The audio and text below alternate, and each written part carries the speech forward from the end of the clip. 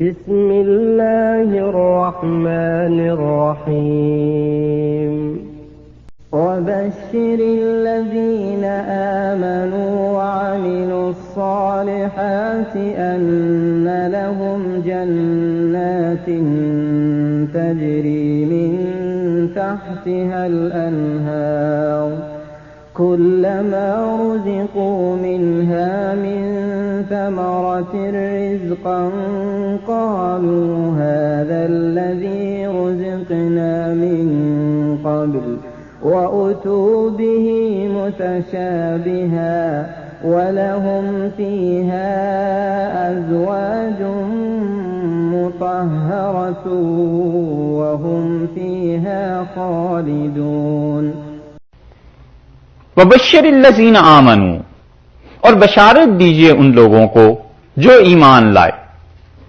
اچھا، ایک بات اس میں رہ گئی، اعدت للکافرین، خاص طور پہ اللہ نے کہا نا کہ کافروں کے لیے بنائی گئی۔ آپ دیکھیے قرآن پاک میں اور آیات بھی اس طرح کی آئی ہیں۔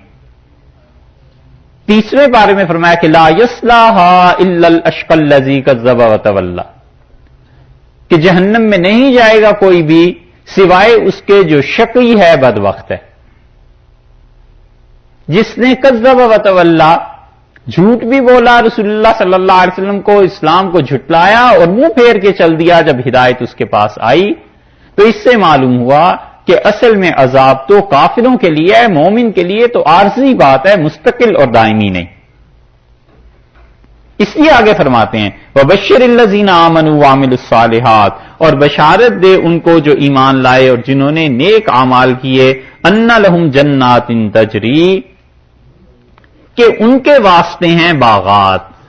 یہ لام جو ہے نا لہم، ان کے واسطے، اس کا مطلب یہ ہے کہ ان کا حق بنتا ہے، استحقاق ہے ان کا۔ یہاں پہ ایک اصول کی بحث مفسرین نے کی ہے، اس کا خلاصہ آپ سے عرض کریں۔ وہ کہتے ہیں کہ اللہ پر کسی کا حق بنتا ہے یا نہیں بنتا۔ معتزلہ کا مسلک یہ تھا کہ وہ کہتے تھے کہ اللہ کے ذمے یہ ضروری ہے، یہ حق بنتا ہے کہ انسانوں کو صرف انہی چیزوں کا حکم دے جو انسانوں کے لیے فائدہ مند ہے، اور اللہ کا یہ حق بنتا ہے کہ اللہ تعالی ان چیزوں کا حکم نہ دے جو انسانوں کے لیے نقصان دے۔ معتزلہ کے مقابلے میں اہل سنت والجماعت نے یہ کہا کہ اللہ کا کوئی حق نہیں بنتا، اور اللہ کو ہم کسی چیز کا پابند نہیں کر سکتے۔ وہ چاہے تو ان چیزوں کا حکم دے جو انسانوں کے لیے نقصان دہ ہیں، اور چاہے تو ان چیزوں کا حکم دے جو انسانوں کے لیے فائدہ مند ہیں۔ ہاں، وہ چیز جو اللہ نے خود اپنے فضل سے، اپنی مہربانی سے اپنے لیے خود ہی لازم کر لی ہے، اس کا حق ہے۔ أَنَّ لَهُمْ جَنَّاتٍ تَجْرِي، کہ ان کے لیے وہ جنت ہے جس کے وہ مستحق ہیں، ان کا حق بنتا ہے۔ یہ حق جو ہے اس کی بنیاد ان کے اعمال اور ان کی ذات نہیں، بلکہ اس کی بنیاد محض وہ وعدہ ہے جو اللہ نے مسلمانوں سے، ایمان والوں سے کیا ہے، اس کی مہربانی۔ اس نے کہا ہے کہ حقاً علینا نصر المومنین، ہمارے ذمے، ہمارے لیے یہ ضروری ہے کہ ہم ایمان والوں کی مدد کریں، اور اگر نہ کرے تو کوئی پوچھ سکتا ہے کہ جی آپ نے کہا تھا کہ ضروری ہے تو کیوں نہیں کی؟ کوئی نہیں اللہ سے پوچھ سکتا۔ اللہ تو اللہ ہے، سارے اختیارات اس کے ہیں۔ تمام تر عبادتوں کو رد کر کے جہنم میں کسی کو پھینک دے تو یہ اس کا عدل ہے، لوگ اس کی مخلوق ہیں، قطعاً اس کا ظلم نہیں ہے۔ اور تمام گناہوں کو معاف کر کے جنت میں لے جائے تو کوئی پوچھ سکتا ہے کیوں جنت میں بھیجا؟ اس لیے ہمارا عقیدہ یہ ہے کہ اللہ کے ذمے کوئی چیز بھی لازم نہیں ہے، ضروری نہیں۔ ہاں، اس نے مہربانی سے جو چیزیں خود فرما دیا ہے کہ میں ایسے کروں گا، یہ اس کی مہربانی ہے۔ تو لہم کا ترجمہ یہ جو ہے نا کہ أَنَّ لَهُمْ جَنَّاتٍ تَجْرِي، ان کے لیے ہیں ضروری وہ باغات جن میں وہ جائیں گے جنت میں۔ تو اس کا مطلب یہ ہے کہ ہمارے ذاتی اعمال اور ہماری اپنی ذات، اس کا کوئی حق نہیں بنتا۔ یہ بربنائے فضل الہی ہے کہ اللہ کا فضل ہے، اس نے وعدہ فرما لیا ہے من تحتها الانہار، جن میں نہریں بہ رہی ہوں گی۔ نہر کا مطلب دریا، دریا بہ رہے ہوں گے۔ کئی جگہ اس کا تذکرہ آیا ہے۔ سورہ محمد صلی اللہ علیہ وسلم میں اللہ تعالی نے 4 قسم کے دریاؤں کا ذکر کیا ہے۔ اللہ نے فرمایا ہے کہ من اصل مصفا، شہد کے دریا بہا دیے ہم نے، لبن لم یتغیر طعمہ، دودھ کے دریا بہا دیے ہیں جن کا ذائقہ خراب نہیں ہوتا، اور شراب اس کے دریا بہا دیے۔ دو چیزیں ہیں شراب میں، ایک ہے نشہ اور ایک ہے سرور، خوشی، مستی کی کیفیت۔ اللہ نے ایک چیز کی نفی کیا، لا غول فیہا، اللہ نے کہا اسے پی کے نشہ نہیں آئے گا۔ تو سرور ہے اس میں، وہ کیفیت ہے خوشی کی، نشہ نہیں ہے۔ اسی لیے ایک جگہ فرمایا کہ لا غول فیہا ولا ہم عنہا ینزفون، اس میں نہ نشہ ہے اور نہ پی کے لوگ اسے بہکیں گے، یہ چیز نہیں ہے۔ اور جو سرور اور خوشی ہے وہ اللہ نے اس میں رکھی ہے۔ تو الغرض قرآن میں کئی جگہ یہ چیزیں آئی ہیں، جب انشاءاللہ پڑھتے رہیں گے تو ساتھ ساتھ آتی رہیں گی۔ من تحت الانہار کلما رزقوا، جب بھی وہ کھانے کے لیے دیے جائیں گے، منہا اس میں سے، یعنی جنت میں سے جب انہیں کھانے کے لیے کوئی چیز دی جائے گی، من ثمرۃ، کوئی بھی چیز، کوئی بھی پھل، رزقن، پھلوں میں سے کوئی پھل دیا جائے گا۔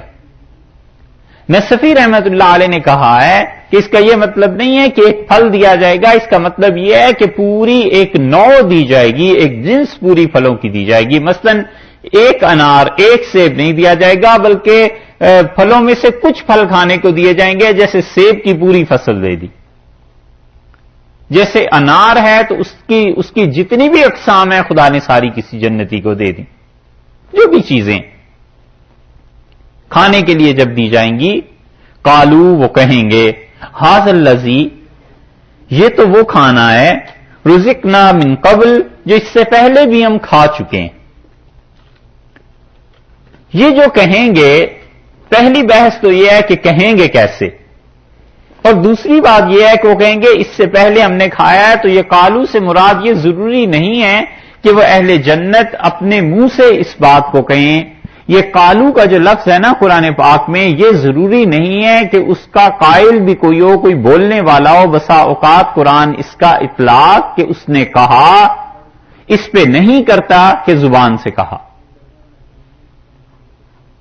یہ بہت کام آئے گی بات کہیں آپ کو۔ قرآن پاک میں اس طرح بھی ہوتا ہے کہ جیسے اہل جنت کا قول ہے، ممکن ہے قابل سماعت ہو، کیونکہ کلام، بات، قول اسی کو کہتے ہیں نا کہ اس نے کہا، یعنی مطلب کوئی سننے والا تھا، اس نے سنا۔ تو کبھی ایسے بھی ہوتا ہے، اور کبھی قول سے مراد اشارہ بھی ہوتا ہے، حالت بھی ہوتی ہے۔ جیسے کسی فقیر کو دیکھیں تو وہ فقیر ایک تو ہے مانگے، اور ایک آ کے بیٹھ گیا تو دوسرا کہتا ہے اس کی حالت ہی بتا رہی ہے کہ اس کا کچھ مدد کرنی چاہیے۔ اس کا حال دیکھ کے ہی اندازہ ہو رہا ہے کہ کتنا نیک آدمی ہے۔ تو وہ اسے اردو لغت میں کہتے ہیں کہ زبان حال سے اس نے یہ بات کہی۔ ٹھیک، منہ سے نہیں بولا، زبان حال سے یہ بات کہی۔ قرآن نے اس کو کہا ہے۔ آپ دیکھیے سورہ مریم میں 16ویں پارے میں آئی ہے سورہ مریم، اس میں ایک جگہ آپ کو دکھاتے ہیں۔ سورہ مریم پارہ 16،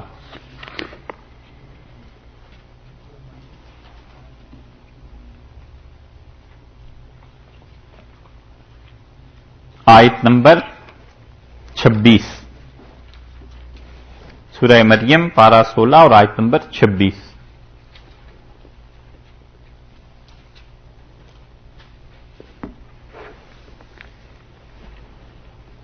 فَكُلِي وَاشْرَبِي، اللہ تعالیٰ نے مریم سے کہا، حضرت عیسیٰ علیہ الصلوۃ والسلام کی پیدائش کے متعلق تذکرہ ہے کہ جب وہ پیدا ہوئے تو ہم نے ان سے کہا فَكُلِي، کھاؤ جو کھجوریں ہم نے دی ہیں، وَاشْرَبِي، اور پیو وہ جو پانی ہے، وَقَرِّي عَيْنَا، اور اپنی آنکھیں ٹھنڈی کر اپنے بچے کو دیکھ کے، اپنی اولاد کو دیکھ اور اس سے تیری آنکھیں ٹھنڈی ہوں گی۔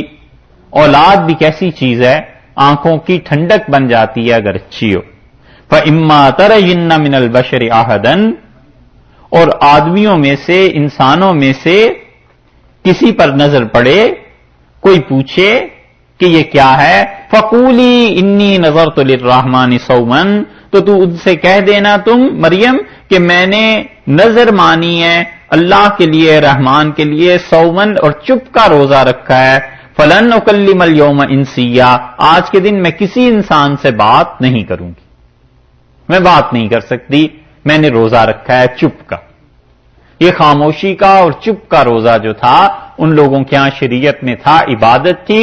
اس پہ بعض مفسرین کہتے ہیں کہ وہ چپ خاموشی جو تھی نا، ان کی خاموش رہنا، یہی چیز تھی کہ دیکھنے والے کو پتا چل جاتا تھا کہ یہ روزے سے ہیں، ہم بات کر رہے ہیں اور یہ جواب نہیں دے رہی، تو یہ زبان حال سے کہنا ہے کہ میں جو تم سے بات نہیں کر رہی تو میں نے آج روزہ رکھا ہوا ہے، میں کسی سے بات نہیں کروں گی. یہ جملہ انہوں نے منہ سے نہیں کہا حضرت مریم علیہ السلام نے، بلکہ حالت ایسی ہے کہ میں نے روزہ رکھا ہوا ہے. سمجھ آئی کہ زبان حال سے اس نے کہا، تو یہاں کلام تو نہیں. اور تیسری قسم اسی طرح آپ دیکھیے سورہ مائدہ میں قرآن پاک ان چیزوں کو الگ الگ کرتا ہے، اس لیے اگر آدمی کو نہ پتا ہو بڑی مشکل میں پڑ جاتا ہے. سورہ مائدہ 6 پارے میں آپ دیکھیں، 5ویں سورت ہے.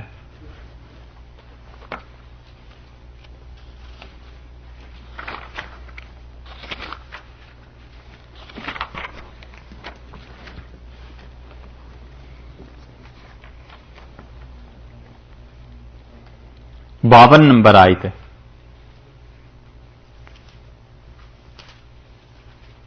باون نمبر آیت، 6 پارہ سورہ مائدہ.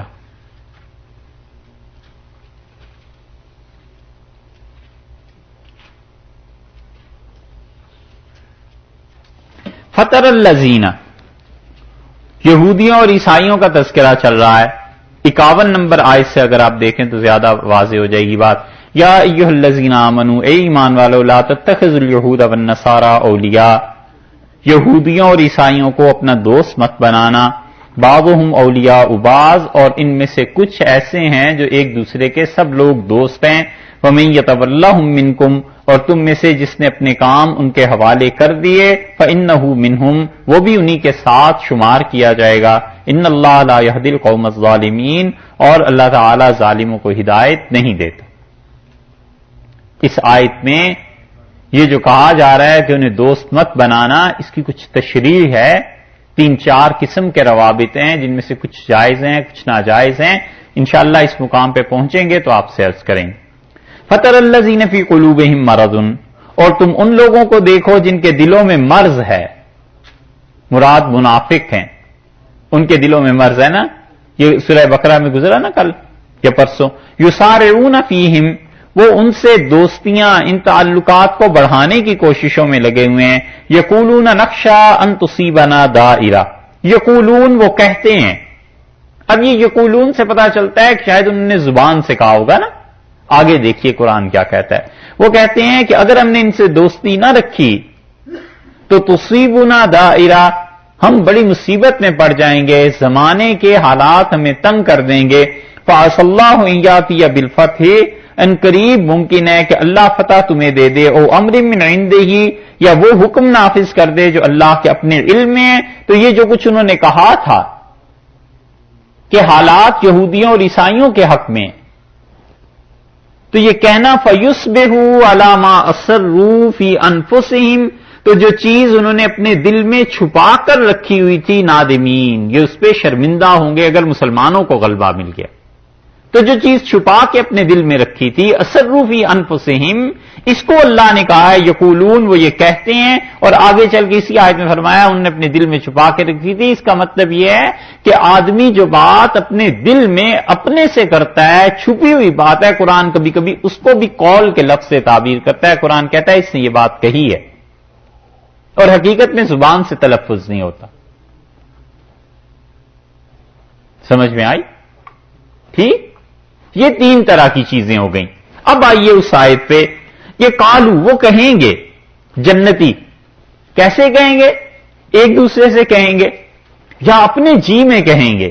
جب وہ دیکھیں گے ان پھلوں کو اپنے جی میں کہیں گے کہ ھذا الذی رزقنا من قبل، یہ وہ چیز ہے جو اس سے پہلے ہمیں دی گئی، یہ پھل تو ہم نے پہلے بھی کھائے ہیں۔ کہاں کھائے ہیں؟ یا تو جنتی کا تذکرہ کریں گے کہ جنت میں بھی کھائے ہیں، کل بھی یہ کھائے تھے، یا فلاں دن بھی یہ کھائے تھے، یا کچھ عرصہ ہوا ہم نے کھائے، اور یا یہ کہ دنیا میں کھائے ہیں۔ اور اللہ نے فرمایا وہ اوتوا بہ متشابہا، اور انہیں ملتے جلتے پھل دیے جائیں گے جن کی شکلیں ملتی جلتی ہوں، جیسے دنیا میں ایک سیب تھا ویسے سیب وہاں بھی دیے جائیں گے، جیسے یہاں انار تھا وہاں بھی دی جائیں گی چیزیں، لیکن فرق اتنا سا ہے کہ وہ ذائقہ اور وہ ان پھلوں میں اور ان پھلوں میں سوائے نام کے اور کوئی چیز مشترک نہیں۔ اور یہ اس لیے کیا جائے گا تاکہ غیر مانوس نہ ہو، انس رہے، اجنبی نہ ہو۔ جیسے آپ کسی آدمی کو آج بھی وہ پھل دے دیں جو ان کے اپنے علاقے میں پیدا نہیں ہوتا۔ بہت سے لوگ جب یہاں آتے ہیں تو چیری کبھی دیکھی نہیں ہوتی، کھانے کے لیے تردد ہوتا ہے کہ پتہ نہیں اس کا ذائقہ کیسا ہوگا۔ تو اسی طرح اہل جنت کو یہ زحمت بھی نہیں دی گئی کہ وہ کسی ایسی چیز کو دیکھیں جس چیز کو انہوں نے پہلے سے چکھا ہوا نہ ہو، تو فرمایا کہ ہم ملتے جلتے پھل انہیں دیں گے۔ وَلَهُمْ فِيهَا أَزْوَاجٌ، اور ان کو بیویاں ملیں گی مطہرۃ پاکیزہ۔ مطہرہ طاہرہ سے بھی زیادہ ہے، طاہرہ بھی پاک کو کہتے ہیں، لیکن مطہرہ اس سے بھی اعلیٰ درجے کی بات، یعنی وہ بالکل ہر طرح سے پاک ہوں گی۔ وَهُمْ فِيهَا خَالِدُونَ، اور یہ لوگ ہمیشہ ہمیشہ اس میں رہیں گے۔ یہ جو خالدون کا لفظ ارشاد فرمایا ہے نا، یہ رد ہے اس بات کا جو لوگ کہتے ہیں کہ جنت فنا ہو جائے گی، کسی زمانے میں سب کچھ ہو جائے گا، یہ نہیں ہے۔ اللہ نے فرمایا ہمیشہ ہمیشہ اس میں رہیں گے۔ یہ تو تھا ایک شبے کا جواب اور ایک شبے کی بحث۔ اب آیا دوسرا شبہ، کچھ دیر ٹھہریے پھر انشاءاللہ اس کے بعد کہتے ہیں، اور اس آیت میں بھی ایک بات رہ گئی وہ بھی عرض کرتا ہوں۔ اللہ الرحمن الرحیم۔ جو بات چل رہی تھی اس آیت کریمہ میں سورہ بقرہ کی، یہ 25 نمبر آیت ہے۔ دو چیزیں اس میں بیان کرنا مزید تھیں۔ ایک تو یہ کہ اللہ تعالیٰ نے یہ جو ارشاد فرمایا ہے کہ جنت میں ہم انہیں کھانے پینے کے لیے چیزیں دیں گے، تو پینے کی جن 4 چیزوں کا تذکرہ اللہ نے فرمایا ہے وہ اگر آپ دیکھ لیں تو 26ویں پارے میں سورہ محمد ہے صلی اللہ علیہ وسلم، اور اسے سورہ قتال بھی کہتے ہیں۔ اللہ تعالیٰ نے 4 چیزوں کا تذکرہ اس میں کیا ہے 26ویں پارے میں۔ سورہ نمبر جناب 57 نہیں 47 جی 47۔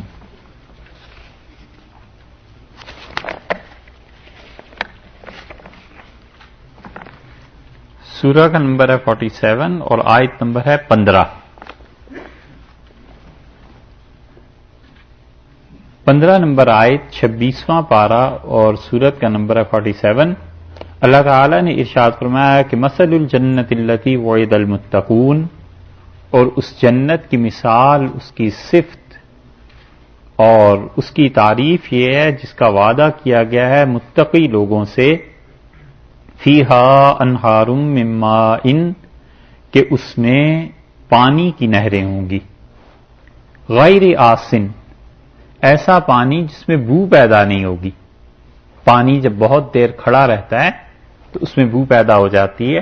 اللہ نے کہا ایسے دریا ہوں گے جن میں بو پیدا نہیں ہوگی۔ وَأَنْهَارٌ مِّن لَبْنٍ، اور وہاں پر دودھ کے دریا ہیں، لم يتغیر طعمہ، جن کا ذائقہ نہیں بدلے گا۔ وَأَنْهَارٌ، اور ایسے دریا من خمر، جو شراب کے ہوں گے، اور خمر کہتے ہیں اس شراب کو جو انگور سے بنائی جائے، اور خمر کہتے ہیں اس شراب کو جو کھجور سے بنائی جائے، اور خمر کہتے ہیں اس شراب کو جو منقع ہوتا ہے نا، زبیب منقع، یہ کشمش سے بڑا ہوتا ہے، ہیں؟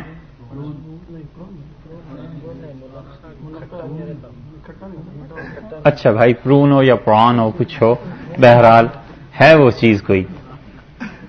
تو فرمایا کہ اس سے جو شراب بنتی ہے اس کو خمر کہتے ہیں. اللہ نے فرمایا اس کے دریا ہوں گے لذت للشاربین، اور پینے والوں کے لیے وہ لذت ہوگی. جنت جو ہے وہ چکھنا، ذائقہ، لذت، خوشی، اس کا مقام ہے.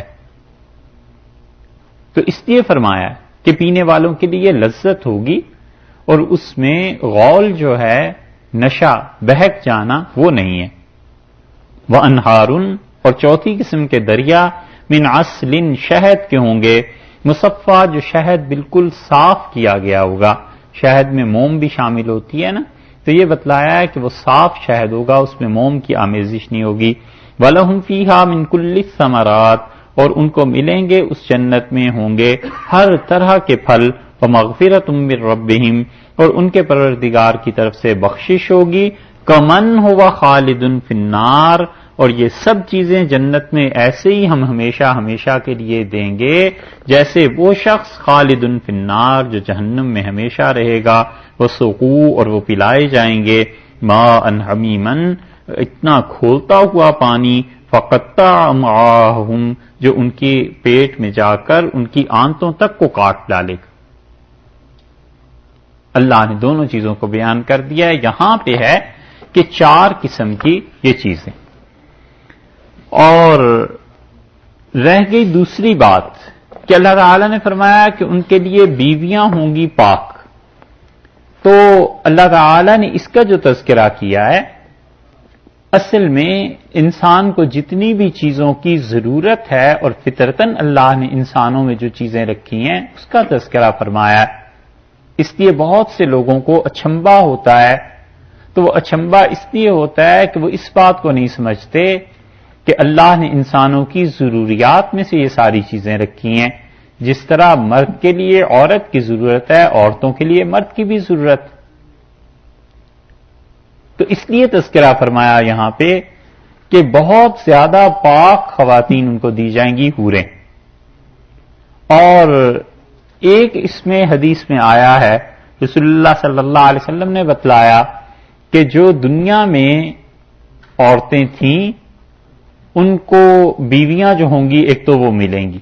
اور حضرت صلی اللہ علیہ وسلم نے خود حضرت عائشہ رضی اللہ عنہا کے متعلق کہا کہ جنت میں بھی میری بیوی ہوں گی، اور باقیوں کے متعلق بھی ارشاد فرمایا. اور حضرت فاطمہ رضی اللہ عنہا کے متعلق بھی رسول اللہ صلی اللہ علیہ وسلم نے فرمایا تھا حضرت علی رضی اللہ عنہ سے کہ دنیا اور آخرت دونوں میں تمہاری اہلیہ ہیں. اور اس کے علاوہ حوریں. اور جس عورت کے شوہر ہوں گے زیادہ، کہ ایک کا انتقال ہو گیا پھر اس نے کسی اور سے شادی کر لی، اسے اختیار دیا جائے گا کہ وہ جس کو چاہے منتخب کر لے. یہ بھی حدیث میں ایک جگہ آیا ہے. اور احادیث سے ایسی باتیں بھی پتہ چلتی ہیں کہ عورتوں کے لیے بھی ایسی چیزیں ہوں گی کہ انہیں خوبصورت مرد دیے جائیں، لیکن عام طور پر اس کا تذکرہ اس لیے نہیں کیا جاتا کہ عورتوں کے معاملے میں شرم حیا جو ہے وہ چیزیں چونکہ غالب ہیں، اس لیے اس کا تذکرہ ایک جگہ مولانا شبیر احمد صاحب عثمانی نے کیا ہے، اور بہت سے اور لوگوں نے بھی اس چیز کو لکھا ہے، لیکن عمومی طور پر تذکرہ اس لیے نہیں کیا جاتا کہ شرم حیا کی وجہ سے، وگرنہ معاملہ ان کا بھی ایسے ہی ہے جسے مردوں کا ہے، ان کے بھی جذبات ہیں جسے مردوں کی. تو اس لیے دوسری چیز یہ تھی.